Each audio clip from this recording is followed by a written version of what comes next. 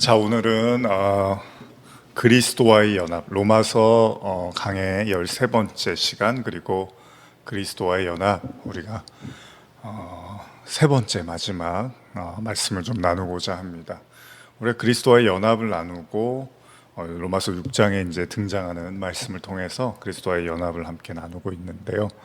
먼저 그리스도와의 연합, 그리고 두 번째 시간에 그리스도와의 십자가의 연합, 죽음과의 연합이죠. 그리고 지난주에는 로마서 말씀이 아니어서 제가 로마서 강해에 같이 이렇게 두지는 않았는데, 그래도 사실 같은 내용이죠. 너희가 하나님의 성전인 것과 너희 안에 하나님의 성령이 계시는 걸 알지 못하느냐, 이런 말씀을 가지고 그리스도와의 연합에 대한 또 말씀을 나눴습니다. 이제 오늘은 그리스도와의 연합 마지막 시간입니다. 세 번째 부활. 오늘은 그리스도와의 연합인데, 이제 십자가의 연합이었다면 오늘은 부활의 연합이죠. 아주 기쁜, 우리가 왜냐하면 예수님과 함께 죽어서 그냥 죽음으로 끝나는 게 아니잖아요. 성도들이, 얼마 전에 제가 말씀드렸지만, 성도들이 예수님과 함께 고난받고 희생하고 고통받는 게, 그게 신앙의 전부가 아니죠.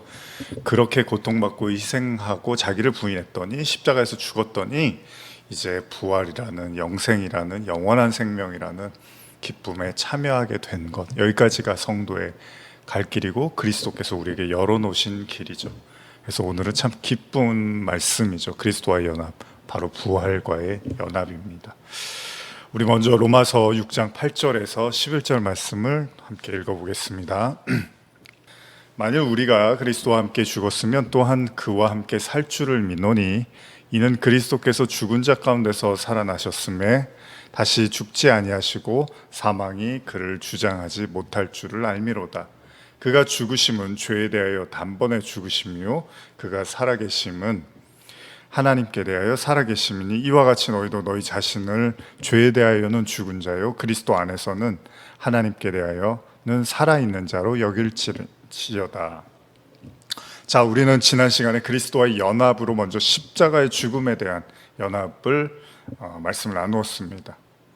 다시 말하면 예수님과 합해서 세례를 받으면 성도들은 먼저 그리스도와 함께 십자가에 못 박히는 경험을 하게 된다는 것입니다. 그리할 때 바울의 고백처럼 이제 내가 산 것이 아니요 내 안에 그리스도께서 사신 것이라는 말을 하게 된다는 거예요. 다시 한번 우리 갈라디아서의 이 말씀, 너무 유명한 말씀이죠. 다시 한번 읽어보겠습니다. 갈라디아서 2장 19절에서 20절입니다.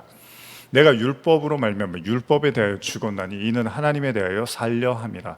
내가 그리스도와 함께 십자가에 못 박혔나니 그런즉 이제는 내가 산 것이 아니요 오직 내 안에 그리스도께서 사신 것이라. 이제 내가 육체 가운데 사는 것은 나를 사랑하사 나를 위하여 자기 자신을 버리신 하나님의 아들을 믿는 믿음 안에서 사는 것이라. 바울은요, 자신이 그리스도와 함께 십자가에 못 박혀 죽었음을 선포합니다. 그리고 그러면서 또 언급하고 있는 내용은 뭐라 그랬죠? 율법으로 말미암아 율법에 대하여 또 죽었다는 말을 해요. 근데 우리가 지난번에도 나눴지만, 율법으로 말미암아 율법에 대하여 죽었다라는 사실이, 이런 말씀이 무엇을 의미할까? 사실 이 내용 또한 그리스도와 함께 죽는다는 말, 이거하고 같은 이제 의미로 어떻게 보면 그것을 좀 더 구체적으로 표현해주고 있다고도 볼 수 있는 거죠. 우리가 그리스도와 함께 죽었다 그러면 뭐라 그러는, 그게 무슨 의미인지가 사실 그렇게 와닿지는 않잖아요. 그래서 우리가 지난번에도 나눴지만, 그리스도와 함께 죽었다 그러면 내가 나쁜 성격이 있었고 습관이 있었고 기질이 있었고 과거에 좀 안 좋은 행동을 했었는데, 이제 내가 그리스도와 함께 죽었어. 그래서 이제 뭔가 새 사람이 됐어라는 그런 정도의 차원으로 이제 우리가 이해를 할 수 있는데, 성경은 단지 그 정도는 아니라는 겁니다. 그리스도와 함께 죽는다는 것, 그것은 아담의 원죄를 지닌 모든 인간, 그쵸? 우리 로마서에서 이미 나누었죠. 그 아담의 원죄를 지닌 모든 인간이 자신의 모든 것을 부인하는 거예요. 그러니까 내가 아담이 진 죄를 내가 짓지는 않았지만, 사실 두 가지예요. 이거를 말씀을 보면서 그래, 아담의 죄가 내 죄가 맞지, 이렇게 인정하는 사람도 있지만, 인정이 안 되면 이제 삶으로 그걸 느끼는 거예요. 우리의 삶을 통해서 내가 이런 사람이 맞구나, 내가 아담과 다르지가 않네, 내가 죄인이 맞네, 이런 걸 이제 느낀단 말이에요. 그럴 때 이제 서서히 어떻게 되느냐, 나는 하나님 앞에서 이렇게 부인되어져야 되는 존재가 맞고 하나님이 주시는 생명, 그리스도라는 생명만 붙잡고 살아야 되는구나라는 걸 이제 깨닫고 고백하게 된다는 거죠. 바울의 고백처럼 바울이 로마서에서 뭐라 합니까? 육신으로, 로마서 8장이죠. 육신으로는 하나님을 기쁘시게 할 수 없다는 말이요. 사실 이것이 제 아무리 훌륭하고 대단한 인간적인 그 무언가를 갖고 있다 하더라도 하나님의 구원의 기준은 뭐죠? 오로지 어린 양의 피가 구원시키는 거지 그의 어떤 외모나 그의 성품이나 그가 살아온 삶이나 이런 걸 가지고 하나님이 구원을 결정짓지 않는다는 겁니다. 오로지 어린 양의 피예요. 근데 그럼 또 그 어린 양의 피, 나는 믿으니까 그게 어린 양의 피지 뭐 이렇게 생각할 수 있는데, 조금 더 구체적으로 이야기를 한다면요, 우리가 지난 주일에도 나눴지만 예수님께서 어떻게 됐죠? 십자가에서 죽으시고 어떤 일이 일어났죠? 뭐 이 성전을 헐라 내가 사흘 만에 일으키리라고 할 때 예수님이 십자가를 지셨더니 성전이 진짜 예루살렘 성전이 무너진 건 아니었잖아요. 그런데 한 가지 일은 생겼어요. 예수님이 십자가에서 죽으시고 그 성전 안에서 있었던 가장 그 하나님의 대제사장만 드나들 수 있는 그 성소의 휘장이 갈라졌단 말이죠. 그 성소는 바로 오로지 하나님의 임재를 상징하는 곳이기 때문에 아무나 들어가면 안 되고 실제로 죽습니다. 하나님의 대제사장만 들어가는 겁니다. 그런데 그게 갈라져 버렸어요. 예수님이 십자가를 지자. 그리고 나서 살 길을 열어두신 거죠. 모든 사람들에게 그 길을 열어놓으셨단 말이죠. 근데 바울이 뭐라 그래요? 히브리서에서 뭐라 그래요? 뭐 바울뿐만 아니라 그 하나님 앞에 나가려면, 그러면 이제 열려졌으니까 뭐 아무나 들락달락한다 뭐 이렇게도 우리가 생각할 수 있지만, 좀 더 구체적으로 이야기를 하는 게 히브리서 말씀인데요. 히브리서 10장 19절에서 20절 보시면, 그러므로 형제들아 우리가 예수의 피를 힘입어 성소에 들어갈 담력을 얻었나니 그 길은 우리를 위하여 휘장 가운데로 열어놓으신 새로운 살 길이요 휘장은 곧 그의 육체니라, 이렇게 말을 하고 있단 말이에요. 조금 더 이해를 돕기 위해서 현대어로 제가 한 번 더 읽어드리면, 그러므로 사랑하는 형제들이여 이제 우리는 예수께서 흘려주신 그의 피의 덕분으로 하나님이 계시는 지성소에 들어갈 수 있게 되었습니다. 신선하고 새로운 이 생명의 길을 그리스도께서는 그 휘장 곧 당신의 몸을 찢으심으로써 우리에게 열어주셨습니다. 우리가 이 사실을 주목을 해야 되는데, 그러니까 하나님께 나갈 수 있는 유일한 방법은 예수의 피밖에는 없다는 거예요. 뭐 이걸 모르는 성도들이 얼마나 되겠습니까? 그러니까 뭐 하나님의 임재니까 휘장이 갈라지고 이제 성소가 열렸으니까 아무나 들락달락한다, 이것도 사실 엄밀히 말하면 이게 아니죠. 그리스도의 보혈을 가진 자만이 이제 간단 말이에요. 거기 들어갈 수 있다는 거잖아요. 그런데 우리가 나누고 있는 그 바울의 갈라디아서의 고백이라든지 로마서에서 뭐 믿음을 굉장히 강조하는 것도 바로 이 부분에 대한 이야기인데, 다시 말하면 뭐 계속 말씀드렸습니다. 성도는 그 스스로의 의로움이라든지 선함이나 율법 지킴으로써 하나님께 나갈 수 있는 것이 아니라 오로지 예수의 피의 공로로만 가능하다는 겁니다. 이런 사실을 잘 보여주고 있는 내용이 우리 예전에도 나눴지만 출애굽기에서 이스라엘 백성들이 애굽에서 이렇게 탈출하는 모습이죠. 출애굽기를 보면 12장을 보면 하나님께서 10가지 재앙을 통해서 이제 애굽을 치시는데, 마지막이 무슨 재앙이죠? 장자의 죽음의 재앙이죠. 이 죽음의 재앙을 통해서 결국은 그 강팍했던 바로 왕이 이스라엘 백성을 이렇게 놓아주는 계기가 되잖아요. 그런데 그 무시무시한 재앙이 시작되기 전에 하나님이 이스라엘 백성들에게 명령을 하십니다. 뭐라고 하시죠? 자, 이제 엄청난 심판, 장자의 죽음이라는 그 어둠의 심판이 임할 때 너희들이 해야 될 일이 있는데, 너희들 집의 문설주에, 각 집의 문설주에 어린 양의 피를 바르라는 거예요. 그렇게 말씀을 하십니다. 한번 본문으로 볼까요? 출애굽기 12장 13절 14절인데요. 내가 애굽 땅을 칠 때 그 피가 너희가 사는 집에 있어서 너희를 위하여 표적이 될지라. 내 피를 볼 때 너희를 넘어가리니 재앙이 너희에게 내려 멸하지 아니하리라. 너희는 이 날을 기념하여 여호와의 절기를 삼아 영원한 영원한 규례대로 지킬지니라. 6월절이죠. 우리가 잘 알고 있는. 그러니까 애굽을 칠 때 심판이, 하나님의 심판이 나타날 때 표적을 주셨는데, 그게 뭐냐면 어린 양의 피를 보면 그냥 넘어가시겠다는 거예요. 심판하지 않겠다는 거예요. 이것이 하나님이 엄중한 심판으로부터 당신의 백성을 보호하기 위한 유일한 방법으로 제시한 것입니다. 하나님의 심판은 그들의 됨됨이나 성품이나 신앙심으로 판단하는 것이 아니라 오로지 그 집의 문설주에 어린 양의 피를 발랐느냐 그렇지 않느냐로 결정하시겠다는 겁니다. 이 부분도 우리가 진지하게 생각해야 되는데요, 하나님의 눈은요 우리를 보는 것이 아니라, 엄밀히 말하면 하나님은 심판에서 뭐라 그래요? 내가 뭐 누구 이름을 기억했다가 내가 살려줄게, 뭐 누가 뭐 착한 일 많이 했는지를 기억했다가, 뭐 산타 할아버지가 뭐 성탄 크리스마스 때 뭐 착한 일 많이 하면 기억했다가 선물 주고, 이게 아니라 하나님은 뭘 보냐면 내가 이렇게 지나갈 거야. 내가 너희를 지나가는데 너희 집에 어린 양의 피가 있으면 나는 패스, 나는 그냥 넘어갈 거야. 그런데 그렇지 않으면 심판받는다라고 말을 합니다. 즉 예수의 흔적, 어린 양 피가 사실 예수죠. 그 흔적이 있느냐 없느냐가 중요하다는 겁니다. 마찬가지로 예수 그리스도의 죽으심으로 말미암아 성소의 휘장이 갈라지고 하나님께 나갈 수 있다는 의미도요. 이게 이제 난 예수님이 나를 위해서 죽으셨고 피 흘리셨어, 그걸 믿어. 근데 이렇게만 이제 이해를 하지만, 사실 엄밀히 말하면 바울의 고백처럼 뭐라고 해요? 우리도 그리스도와 함께 십자가에 죽어야만 그 어린 양의 피로 말미암아 하나님께 나아갈 수 있는 은혜가 생긴다. 그래서 바울이 나중에는 내 안에 그리스도의 흔적이 있다고 말하는 게 그거예요. 같이 함께 못 박고 같이 살아났다는 거예요. 여러분, 십자가는 우리를 위해서 지으신 거잖아요. 그러니까 우리는 구경만 해도 되고 예수님이 다 하셨으니까 우리는 그냥 구경만 하고 믿기만 하면 돼. 사실 성경은 그렇게만 말하고 있지 않습니다. 맞아요. 그렇게 믿는데 결국 그 믿음이 우리를 어디로 안내하냐 하면 함께 못 박히고 함께 살아나는 것까지가 신앙의 여정, 예수라는 길이라는 겁니다.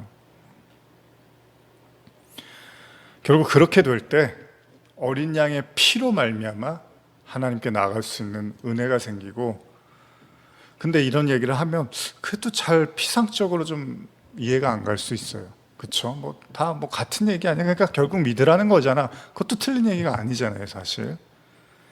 예를 들면 나는 예수님이 나를 위해서 피 흘리고 십자가에 돌아가셨으면 믿으니까 그럼 된 거 아니야, 이렇게 생각할 수 있단 말이죠. 믿고 받아들이는 거 굉장히 중요한 거죠. 그런데 우리가 지난 몇 주에 걸쳐서 읽었던 로마서 8장에 제가 좀 중요하다고 말씀드리면서 반복했던 본문을 오늘도 한 번 더 읽어보면 여기에는 반드시 그리스도의 영이 함께 해야 된다라는 표현을 하고 있잖아요. 로마서 8장 7절, 8절, 9절 한 번 더 읽어볼까요? 육신의 생각은 하나님과 원수가 되나니 이는 하나님의 법에 굴복하지 아니할 뿐 아니라 할 수도 없음이라. 지금 여기서 육신의 생각은 하나님과 원수가 된대요. 그래서 사실 이 본문을 보면 바울이 자기가 십자가에 못 박혔는데 내 정과 욕심은 십자가에 못 박혔다, 이런 표현을 쓴단 말이에요. 그러니까 자기의 그 육신적 생각을 자기의 정과 욕심으로 이제 규정하고 있단 말이에요. 그러니까 인간의 생각은 늘 자기 자신을 향해 있고 자기의 욕심과 안목의 정욕과 뭐 그런 어떤 이 세상의 부유함과 어떤 자기 자신의 안락함을 위해서 항상 우리는 그런 생각을 한단 말이에요. 그러다 보니까 그 십자가를 이해할 수가 없어요. 왜 뭐하러 십자가에 못 박혀 죽어야 돼? 뭐하러 자기 부인해야 돼? 그런 생각들이 하나님과 원수가 된단 말이에요. 그러니까 함께 그리스도와 못 박힌다는 건 우리가 그걸 인정하는 거죠. 나라는 존재가 십자가에 그냥 못 박혀서 원래는 그리스도와 함께 못 박혀서 죽어야 되는 존재가 맞구나, 죄인이구나라는 걸 인정한다라는 거잖아요. 그러면 하나님과 원수가 됐던 자리에서 이제 하나님의 편으로 갈 수 있는 길을 우리에게 주신다는 겁니다. 그래서 8절에 육신에 있는 자들은 하나님을 기쁘시게 할 수 없다라는 게 그런 의미예요. 육신에 뭐 예수님 믿으면은 뭐 육신이 없어지나요? 그게 아니잖아요. 그럼에도 불구하고 육신을 입고 있지만 생명의 근원은 이 육에 있는 게 아니라 하나님의 말씀 영에 있구나라는 걸 인정하는 과정. 여기서 반드시 우리는 십자가를 경험해야 된다는 겁니다. 그렇게 될 때 9절에 만일 너희 속에 하나님의 영이 거하시면 너희가 육신에 있지 아니하고 영에 있나니 누구든지 그리스도의 영이 없으면 그리스도의 사람이 아니라, 이런 말을 하게 되는 거예요. 결국 바울이 내가 그리스도와 함께 십자가에 못 박혀 죽었나니 그러고 나서 뭐라 그래요? 그걸로 끝? 그게 아니라 이제 내가 산 것이 아니요 내 안에 그리스도가 살았다. 내가 이제 육체 가운데 거함은 내 안에 계신 그리스도 그 생명 때문에 내가 이렇게 살 수 있는 거다라는, 그거를 영이라는 거예요. 그리스도의 영이 내 안에 계시다는 거예요. 이거는 반드시 죽음을 통과할 때 하나님의 살아나심, 하나님의 살리시는 영, 그리스도의 영이 우리 안에 거하게 된다는 겁니다.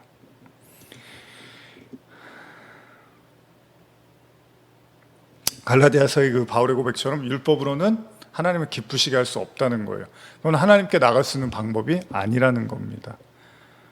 그래서 내가 율법으로 의로워질 수 없구나라는 걸 깨닫는 게 바로 율법에 대해서 죽었다라는 거예요. 이 율법은 내가 의로워질 수 있는 길이 아니라 이 율법을 내가 절대 못 지키는 거구나라고 내가 그렇게 인정하면 이제 이 율법은 나한테 효력을 잃게 되고 오로지 나는 이제 은혜의 법, 성령의 법, 생명의 법을 붙잡게 된다는 겁니다.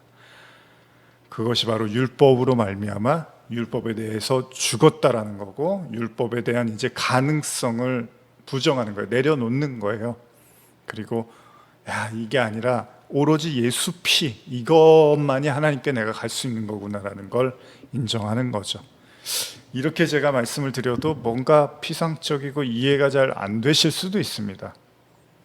그렇기 때문에 그리스도의 연합이라는 게 사실 그렇게 간단한 문제가 아닐 수도 있어요. 아까 말한 것처럼 원죄를 가진 첫사람 아담이 하나님께 나갈 수 있는 유일한 길, 그게 그리스도의 보혈이잖아요.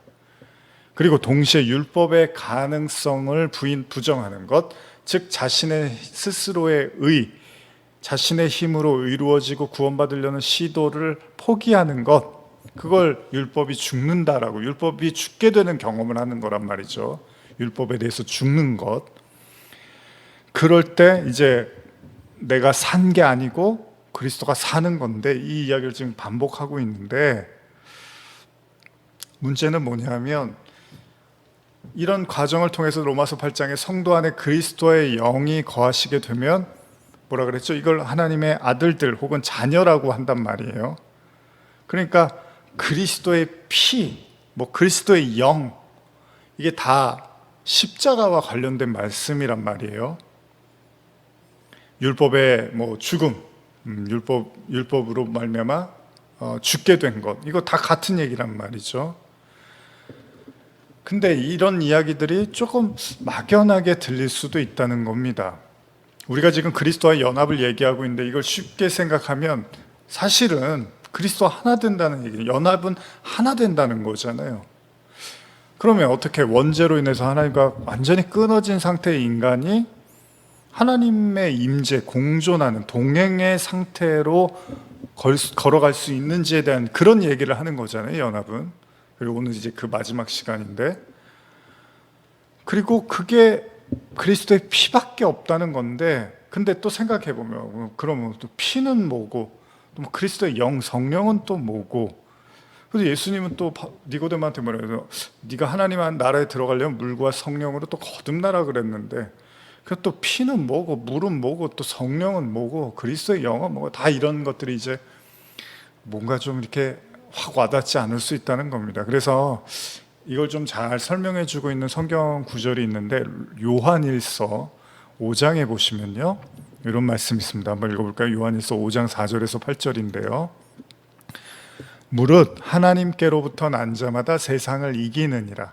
세상을 이기는 승리는 이것이니 우리의 믿음이니라.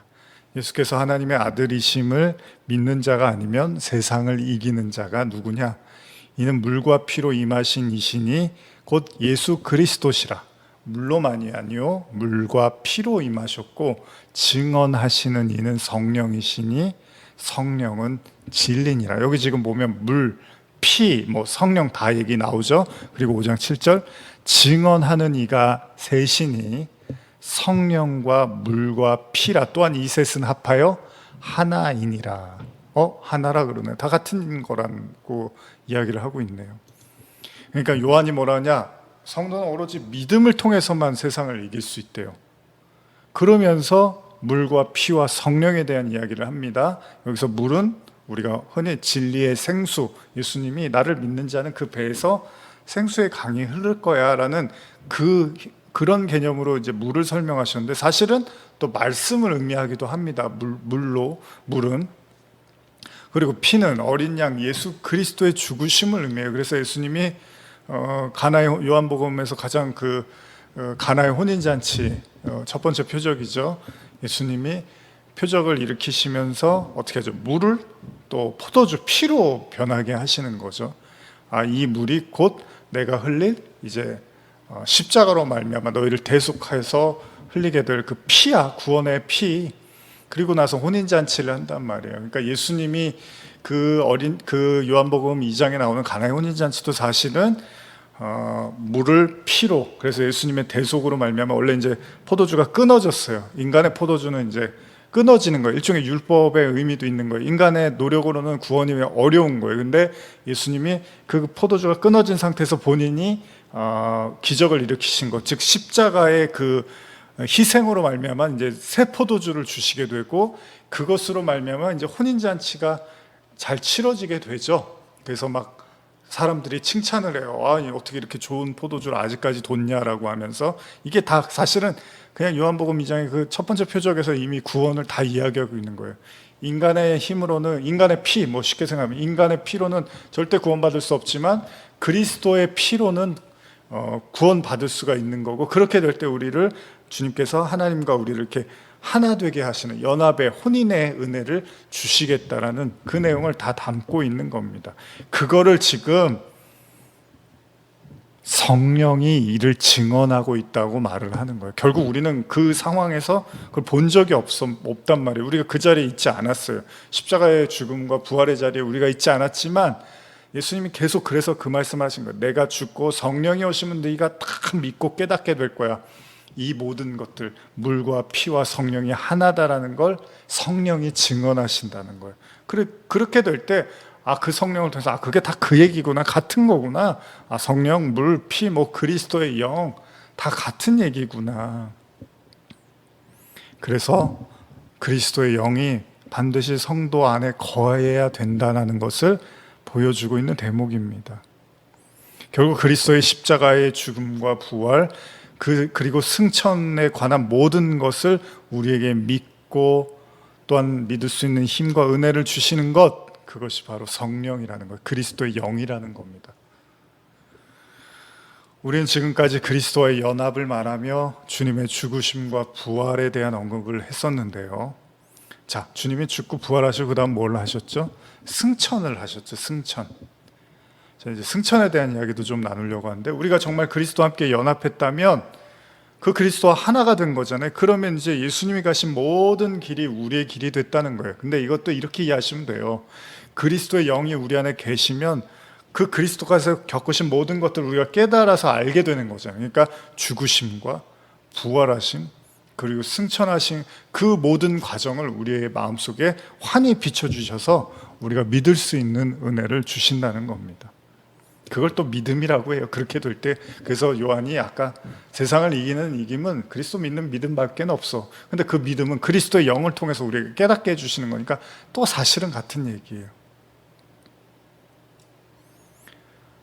그리스도와의 연합은 그리스도의 죽음, 부활, 승천까지도 우리에게 열어놓으신 길이 되었음을 우리가 알게 되는 것이죠. 승천이 뭘까요? 단순히 우리가 예수님의 승천을 떠올릴 때 예수님이 갑자기 하늘로 뿅 하고 올라가셔서 사라지고 더 이상 이 땅에는 안 계시구나, 이 정도로 이해를 하는데, 그렇다면 이 지점에서 예수님이 부활하셨던 부활의 때의 장면으로 한번 돌아가 볼까요? 예수님 십자가에서 못 박히시고 죽으신 후에 어떻게 되죠? 가장 처음 만난 사람이 막달라 마리아입니다. 예수님의 무덤을 찾아오고 이 막달라 마리아가 예수님의 무덤에 안 계시는 걸 보고 굉장히 슬퍼하면서 웁니다. 이때 부활하신 주님이 막달라 마리아에게 말씀하시죠. 마리아에게 말씀하십니다.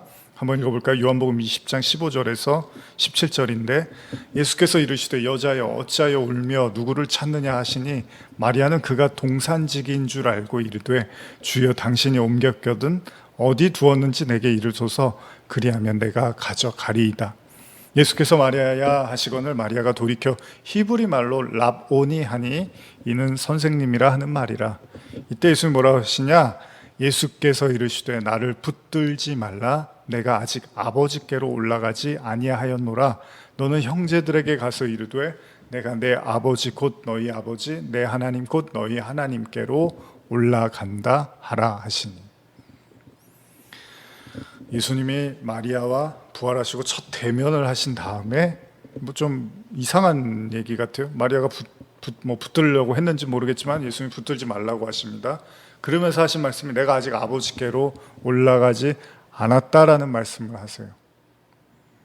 그러면서 뭐라 그러냐면 너는 내 형제들에게 가서 이르되 내 아버지 곧 너희 아버지 내 하나님 곧 너희 하나님께로 올라간다 하라, 이런 말씀을 하세요. 아버지께 간다는 얘기죠. 그렇습니다. 예수님의 십자가의 죽음과 부활 그리고 그 사역의 최종 목적지는 어디냐? 바로 아버지께 가는 겁니다. 그러니까 승천이라는 건 단순히 하늘로 올라가셨다라는 정도로만 이해하는 것이 아니라 바로 하나님 아버지께 간다라는 말이라는 거죠. 그죠? 그러면 성경은 이런 예수님의 승천에 대해서 이제 잘 묘사를 하는데, 자, 우리가 죽으면 하늘나라 간다, 뭐 이렇게 성도들이 죽으면 하나님 나라 간다, 이렇게 피상적으로 이해를 하는데, 예수님이 승천하셨다 그러면 아버지께 가셨다, 이제 이런 의미잖아요. 자, 히브리서 12장 1절 2절 보시면 이러므로 우리에게 구름과 같이 둘러싼 허다한 증인들이 있으니 모든 무거운 것과 얼매이기 쉬운 죄를 벗어버리고 인내로서 우리 앞에 당한 경주를 하며 믿음의 주여 또 온전케 하는 이인 예수를 바라보자. 그는 그 앞에 있는 기쁨을 위하여 십자가를 참으사 부끄러움을 개의치 아니하시더니 하나님 보좌 우편에 앉으셨느니라. 예수님이 승천하셨다라는 말을 하나님 보좌 우편에 앉으셨다라고 이렇게 말씀하고 계십니다. 마가복음 16장 17절 19절 보시면 믿는 자에게는 이런 표적이 따르리니 곧 그들이 내 이름으로 귀신을 쫓아내며 새 방언을 말하며 뱀을 집어올리며 무슨 독을 마실지라도 해를 받지 아니하며 병든 사람에게 손을 얹은즉 나으리라 하시더라. 주 예수께서 말씀을 마치신 후에 하늘로 올려지사 하나님 우편에 앉으시니라. 여러분, 마가복음 쓴 마가가 예수님이 이렇게 승천하셨는데 하늘에 가시다 갑자기 하나님 우편에 이렇게 앉는 걸 본 건가요? 어찌됐건 간에 성경은 예수님이 모든 사역을 마치시고 부활까지 다 끝내시고 어디에 가셨느냐? 하나님 보좌 우편, 하나님 우편에 앉으셨다, 이렇게 표현을 하고 있습니다. 그러니까 요한복음에서도 말씀하신 것처럼 예수님께서 십자가를 지시기 전에 뭐라고 하시느냐? 중요한 말씀이죠. 연합과 관련된 말씀이죠. 아버지가 내 안에, 내가 아버지 안에, 너희가 내 안에, 내가 너희 안에, 이런 연합에 대한 이야기를 수시로 말씀을 하신 거잖아요. 이게 십자가를 통해서 이루시겠다는 거잖아요. 근데 우리가 생각해야 될 것이 있습니다. 아까도 우리가 히브리서의 말씀을 본 것처럼 예수님의 육체를 휘장으로 비유를 하고 있는데, 왜 이 얘기를 하냐면 성전에서 하나님께 나갈 수 있는 유일한 길이 그 휘장인데 그 휘장을 갈라뜨렸어요. 근데 그 휘장을 또 히브리서에서 예수님의 육체라 그랬어요. 무슨 말이냐면 예수님은 죽어도 되고 안 죽어도 되는 분이 아니라 반드시 죽으셔야만, 반드시 피를 흘려야만 우리가 하나님께 나아갈 수가 있다는 거예요. 그래서 우리가 지난주에 성전에 관한 말씀할 때 예수님의 육체를 성전으로도 예수님이 비유를 하셨죠. 내 육신, 자기의 육체가 성전인데 이 성전은 헐라고 하신 거란 말이에요. 왜? 예수님 자신의 육신이 헐어져야지만 눈에 보이는 성전이 아니라 새로운 성전, 즉 성령의 전으로서 우리 안에 하나님의 성전을 삼으시겠다는 것, 이게 예수님의 십자가의 또 이유란 말이죠. 근데 사실 이게 다 같은 얘기예요, 그렇죠? 휘장이 갈라져서 하나님께 가는 거나 예수님이 자기 성전, 육신을 성전으로 비유해서 내 이제 성전이 무너지면 이제 사흘 만에 일으키겠다는 그 새로운 하나님의 성전, 그게 또 우리 안에 성령으로 오시겠다는 거잖아요. 근데 아까 또 그 성령과 또 피와 물 다 이건 하나다, 또 이렇게 말씀을 하시는 거예요. 그러니까 십자가의 죽음은 피도 의미하고 반드시 또 주님이 죽으셔야지만 성령이 우리에게 오시니까 다 같은 얘기를 하고 있는 거예요. 다 하나님의 말씀, 은혜, 구원을 이야기하고 있는 거죠. 그러면 예수님이 죽으시고 부활하시고 결국 하나님의 우편에 앉아 계신 것처럼 결국은 그걸 성전으로 비유하면 예수님이 죽으시고 하나님의 임재로 들어갈 수 있는 길을 열어 놓으신 거잖아요. 그러니까 예수님의 십자가의 죽음과 부활과 승천은 결국 죄로 죽을 수밖에 없는 성도들에게, 에덴에서 쫓겨나서 방황하고 영원히 고통받을 수 없는 세상의 아담들에게 다시 하나님께로 돌아갈 수 있는, 하나님과 임재와 동행을 가능케 할 수 있는 그 에덴으로 우리를 들어올 수 있는 길을 열어놓으신 거라는 겁니다. 그렇기 때문에 성경은 이런 예수님의 죽음과 부활뿐만 아니라 하나님의 우편에 앉아 계심을 상징하는 승천 있잖아요. 이것도 예수님 이제 올라가셨으니까 우리도 언젠가는 이제 가겠지, 이런 차원이 아니라 성경은 이 그리스도와의 연합한 자는 바로 이 승천의 은혜 또한 허락되어졌음을 분명히 하고 있습니다. 에베소서 2장 4절에서 9절 보시면, 제가 읽어볼게요. 긍휼이 풍성하신 하나님이 우리를 사랑하신 그 큰 사랑으로 인하여 허물로 죽은 우리를 그리스도와 함께 살리셨다 그래요. 너희는 은혜로 구원을 받은 것이라. 또 함께 일으키사 그리스도 예수 안에서 함께 하늘에 앉히시니, 이는 그리스도 예수 안에서 우리에게 자비하심으로써 그 은혜의 지극히 풍성함을 오는 여러 세대에 나타내려 하심이라. 너희는 그 은혜에 의하여 믿음으로 말미암아 구원을 받았으니 이것은 너희에게서 난 것이 아니요 하나님의 선물이라. 행위에서 난 것이 아니니 이는 누구든지 자랑하지 못하게 하려 함이라. 지금 바울이 에베소서를 통해서 분명히 말하죠. 그리스도, 허물로 죽은 우리를 그리스도와 함께 살리셨고, 살리신 거에서 끌린 게 아니라 함께 또 일으키사 그리스도 예수 안에서 함께 하늘에 앉히셨다는 거예요. 그리스도의 영이 내가 산 게 아니라 그리스도가 살았다고 할 때 바울이, 그 그리스도는 또 하나님의 보좌 우편에 앉아 계신 분이라는 거죠. 근데 그 성령도 사실 하나님이시단 말이에요. 그러니까 결국은 뭘 얘기하냐면, 그리스도와 우리와 연합된 상태, 그것을 그냥 십자가의 과정으로 죽음과 부활과 승천, 근데 그 승천이 단순히 어디 뭐 하늘에 계신 어떤 하나님의 옆에 앉아 계시다 이런 차원이 아니라 그 그리스도가 또 우리 안에 계시되며, 근데 그 그리스도는 또 하나님의 보좌 우편에 계시되며, 근데 그 성령은 또 하나님이시잖아요. 그러니까 결국 우리 안에 하나님의 전을 이루시는 하나님의 임재를 얘기하는 거예요. 그래서 예수님이 태어나실 때 천사가 뭐라 그러죠? 아들 낳으리니 이름을 임마누엘이라고 해라. 임마누엘이 뭐죠? 하나님이 우리와 함께 하죠. 그러니까 단순하게 생각하면 결국은 우리 안에 하나님이 성령으로 임하시고 성전을 삼으시는 거, 그게 뭐예요? 임마누엘, 하나님이 우리와 함께하는 상태가 된 거예요. 근데 원래는 죄 때문에 절대 하나님께 나갈 수도 없는 존재였는데, 그리스도 예수의 그 어린 양의 죽음으로 말미암아, 그 어린 양의 피로 말미암아 휘장이 갈라지고 또 성령으로 임하심으로 말미암아 우리 안에 하나님을 모실 수 있는 엄청난 은혜를 받게 된 거예요. 이게 선물이라는 거예요.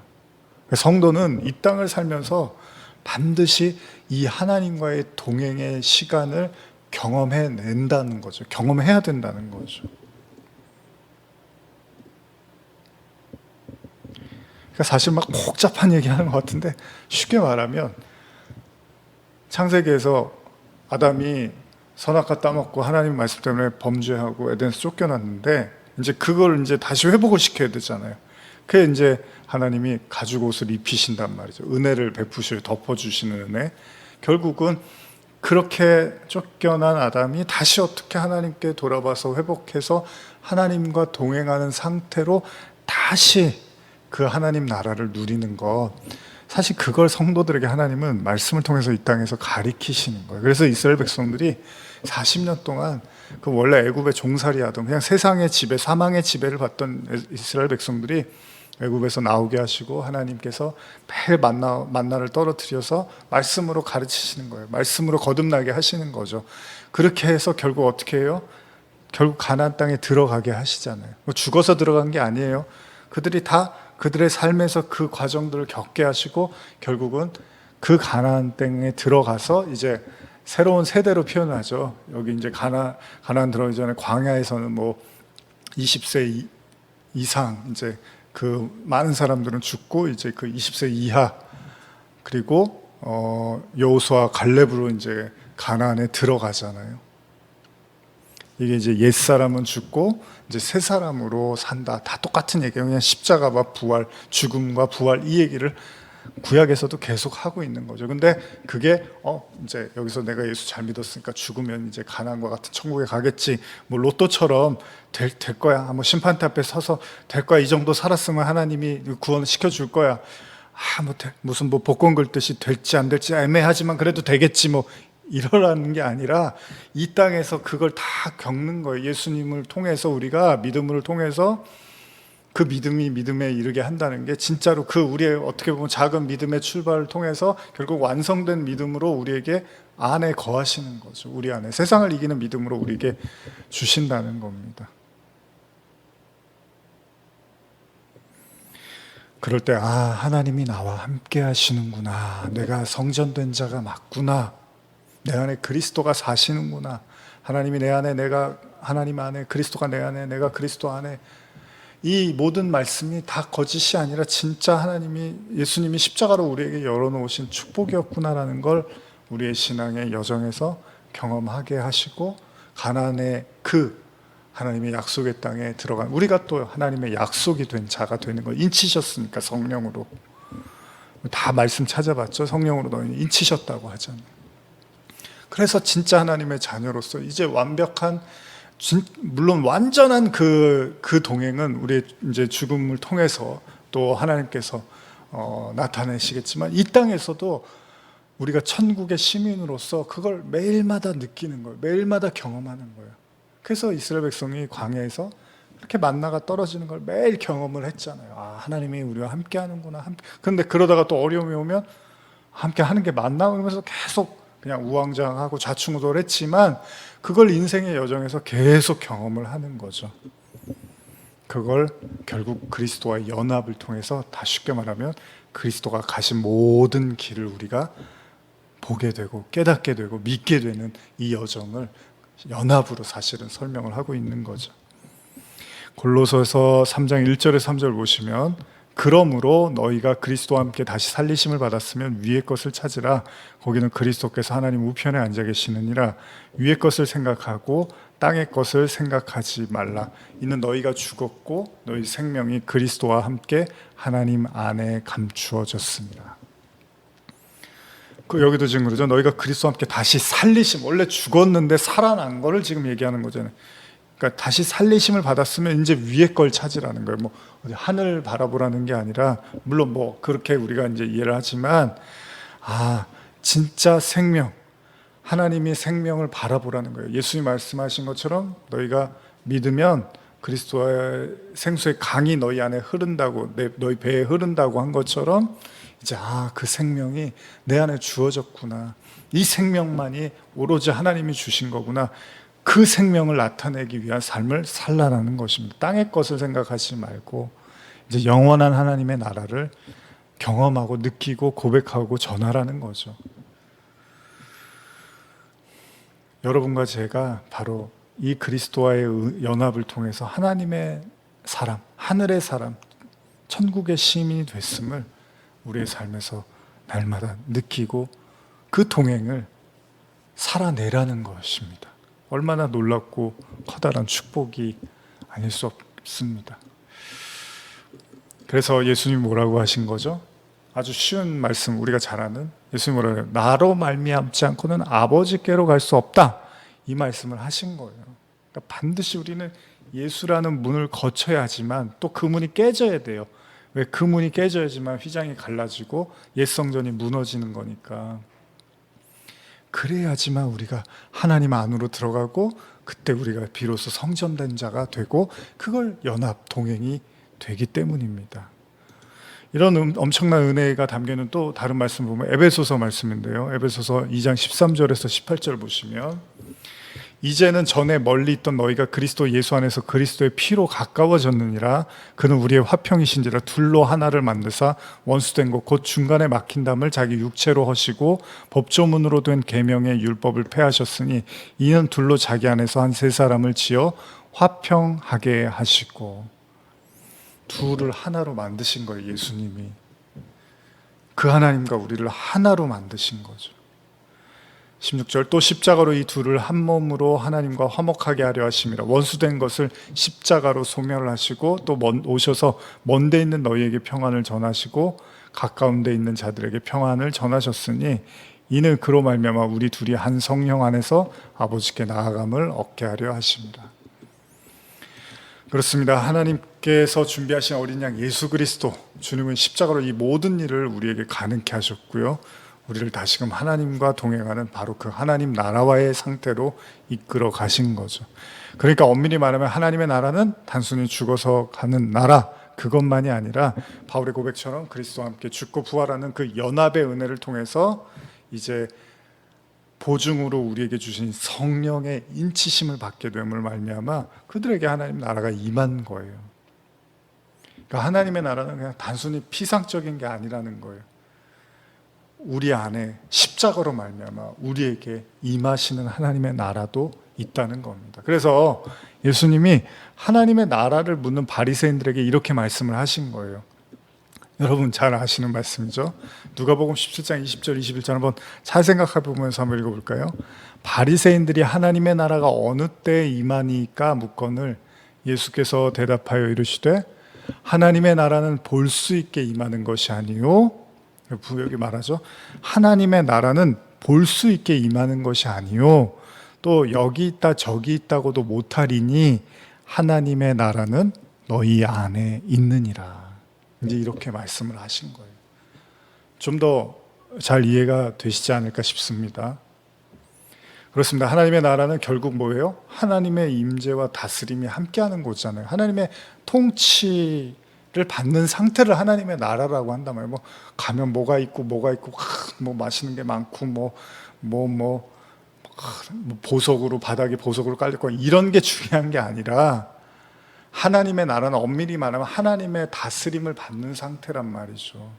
그러니 우리에게 성령이 임했다는 건 이제 우리가 성령의 지배를 받는 거예요. 바울의 얘기처럼 성령의 법을 따라가는 거죠. 은혜의 법을 따라가는 상태, 그 상태를 하나님 나라라고 하는 겁니다. 그것이 바로 거룩한 성전이고 하나님의 임재라는 것입니다. 이게 얼마나 큰 축복입니까? 그리스도의 연합이 우리에게 주는 엄청난 축복이죠. 그걸 바로 임마누엘로도 설명을 한 거라는 거죠. 하나님이 함께 하신 거예요. 그러니까 복음은 한마디로 뭐예요? 하나님이 함께 하는 것. 나중에 제가 함께 예전에도 설교를 안 한 건 아니지만 이 함께가 되게 중요한 거예요, 여러분. 결국 하나님과 인간이 함께하는, 그게 영원한 이제 우리가 사모하는 그 본향인 거잖아요. 함께하는 것. 그래서 하나님이 아담이 독처하는 게 좋지 못하니까 하와를 이렇게 만들어서 주시고, 근데 어떻게 해요? 하와가 범죄했는데 하와를 그러면 그냥 벌하시고 죽이시면 되잖아요. 근데 그렇지 않아요. 하나님은 그들을 다시 보존해서 그 죄악의 상태지만, 물론 에덴에서 쫓아냈지만 다시금 그 삶을 또 영위해 나가고 그 속에서 하나님의 말씀을 깨닫고 진리를 깨달을 수 있도록 하나님은 또 길을 열어주신다는 겁니다. 왜요? 하나님의 목적은 누구를 심판하고 없애고 이게 중요한 게 아니라 하나님은 아프고 힘들더라도 함께하고 견뎌내고 그 속에서 우리 가족도 그렇고 결혼이라는 것도 그렇고 그런 거잖아요. 혼자가 편할 때가 있죠. 그러나 같이 하면 불편하고 어려울 때도 있지만은 그걸 하나님은 계속 유지해 나갈 수 있도록 그 아담과 하와의 이야기에서 계속해서 그들의 삶을 또 지탱해 나갈 수 있도록 인도하신다는 거예요. 그냥 심판하고 없애버리지 않으신다는 거예요. 그 얘기는 하나님도 인간을 향해서 뭐 인간이 죄지고 당장 문제했다고, 물론 이제 성경에는 뭐 심판하셨잖아요 이제 이렇게도 보지만, 사실 엄밀히 더 깊은 하나님의 뜻 안에는 결국은 끝까지 참으시고 하나님과 그 하나님의 백성이 공존할 수 있는 방법을 하나님은 계속해서 모색하고 제시하고 우리에게 말씀하신다는 겁니다. 그게 구원이죠. 그리고 결국 하나님은 그 과정을 통해서 연합의 상태를 우리에게 허락하시고, 바로 그게 새 생명이, 바울이 말하는 새로운, 이제 내가 보라 새 것이 되었도다라고 말하는 이제 하나님이 주신 새 생명의 상태가 된다는 겁니다. 그때 우리는 옛사람은 죽고 다시 새 사람이 됐다고 말을 하게 되는 거죠. 오로지 그리스도만 산 거예요. 내 안에 그리스도만 사신 거죠. 뭐 더 나누고 싶지만 시간이 많이 가서 본문 하나만 읽고 이제 마무리를 하려고 하는데, 여러분 잘 아시는 스데반, 사도행전에 나타나는 순교자죠. 스데반의 그 모습을 보면서, 스데반이 이제 그 설교하면서 이제 결국은 당시에 그 사람들이 듣다가 이제 막 너무 격분해 갖고 돌을 던져서 이제 스데반을 죽이게 되는 그런 장면인데, 여기 보시면 한번 지금까지 들으신 말씀을 쭉 떠올려 보면서 한번 이 구절을 한번 들어보셨으면 좋겠습니다. 사도행전 7장 55절에서 60절인데요. 스데반이 성령 충만하여 하늘을 우러러 주목하여 하나님의 영광과 및 예수께서 하나님 우편에 서신 것을 보고 말하되, 보라 하늘이 열리고 인자가 하나님 우편에 서신 것을 보노라 한데, 그들이 큰 소리를 지르며 귀를 막고 일제히 그에게 달려들어 성 밖으로 내치고 돌로 칠세 증인들이 옷을 벗어 사울이라 하는 청년의 발 앞에 두니라. 그들이 돌로 스데반을 치니 스데반이 부르짖어 이르되 주여 내 영혼을 받으시옵소서 하고 무릎을 꿇고 크게 불러 이르되 주여 이 죄를 그들에게 돌리지 마옵소서, 이 말을 하고 자니라. 스데반이 성령이 충만해지고 그 열정적인 설교를 마친 후에 하늘이 열리고 인자가 하나님 우편에 서신 것을 보게 됩니다. 그리고 자신을 향해 돌을 던지는 그들을 향해서 예수님하고 똑같은 십자가에서 하셨던 동일한 말을 하죠. 주여 이 죄를 그들에게 돌리지 마옵소서. 우리는 그리스도와의 연합에 대한 말씀을 한 3주, 4주에 걸쳐서 이렇게 나누었는데요. 그렇습니다. 그리스도와의 연합은 결국 죄인된 인간이 거룩하신 하나님과 하나 되는 그 여정을 다루고 있는 겁니다. 그리고 반드시 그것을 위해서 그리스도의 십자가를 통과해야 된다는 거죠. 그럴 때 십자가의 죽음, 부활, 승천이 결국 그리스도와 연합된 성도들에게 삶으로서 나타내지는 거죠. 그리고 깨달아지고 또한 믿음으로 고백하게 되고 또 이 땅에서 하나님의 통치 가운데 살아나가게 된다는 것입니다. 엄청난 축복이죠. 그러나 여기에서 우리가 반드시 또 잊지 말아야 될 것이 있습니다. 이 모든 것의 결론은 뭐냐? 결국은 뭐냐? 그건 이 모든 일을 가능케 하신 하나님의 용서와 사랑에서 출발된 것이라는 거죠. 예수라는 제물도 하나님이 준비하신 거고요. 그리고 그 제물을 통해서 결국은 당신의 백성들과 함께하고자 하는 그 하나님의 인내와 사랑, 그것이 아니었으면 그리스도와의 연합은 꿈도 꾸지 못할 일입니다. 인간에게는. 어떻게 인간이 감히 거룩하신 하나님과 연합이라는 말을 할 수 있겠습니까?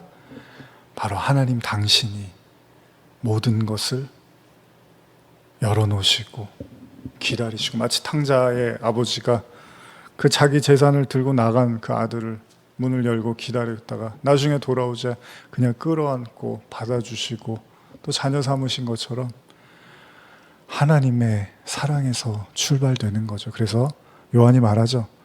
사랑은 우리 게 아니라 하나님 거라고.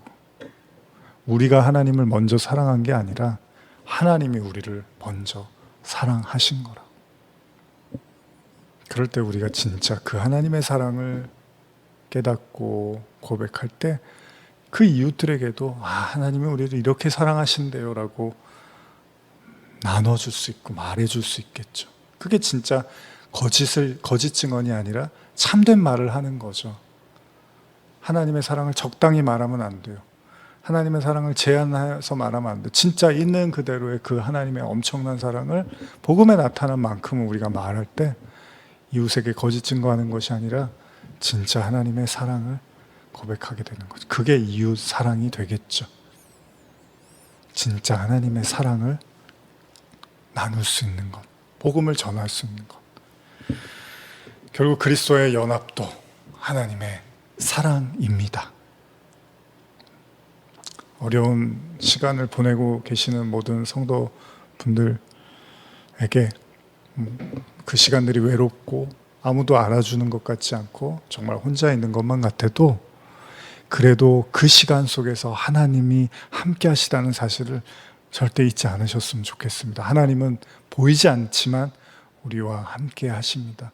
그 하나님, 혼자 있더라도 외롭더라도 그 하나님을 바라보시고 그 하나님으로 말미암아 오히려 더 큰, 인간이 줄 수 없는, 사람이 줄 수 없는 하나님의 축복, 풍성한 은혜를 누리시기를 간절히 축복합니다. 모든 건 하나님이 다 준비하신 것이었습니다. 그리스도라는 제물도, 그 십자가와 죽음 이후의 부활의 은혜도, 또한 우리에게 성령을 보내주심도, 또 그 성령을 통해서 그리스도의 성전을 삼으신 것도, 그리고 우리에게 임마누엘의 동행의 축복을 주신 것도, 우리에게 새로운 생명으로 태어나게 하심도 다 하나님의 사랑에서 출발됨을 우리는 고백합니다. 하나님 감사합니다. 우리 성도들 모두 그 십자가와 죽음을 통하여, 부활을 통하여 우리에게 보여주신 용서와 사랑을 잊지 않고 우리의 남은 생에 그 하나님의 사랑을 노래하며 증거하며 살게 하여 주시옵소서. 지금 우리 주 예수 그리스도의 은혜와 하나님 아버지 사랑과 성령의 교통하심이 그리스도와 함께 죽고 그리스도와 함께 부활하기를 바라며 그 영원한 생명 가운데 동참하기를 원하며 머리 숙인 모든 성도들 머리 위에 지금부터 영원히 함께 있을지어다. 아멘.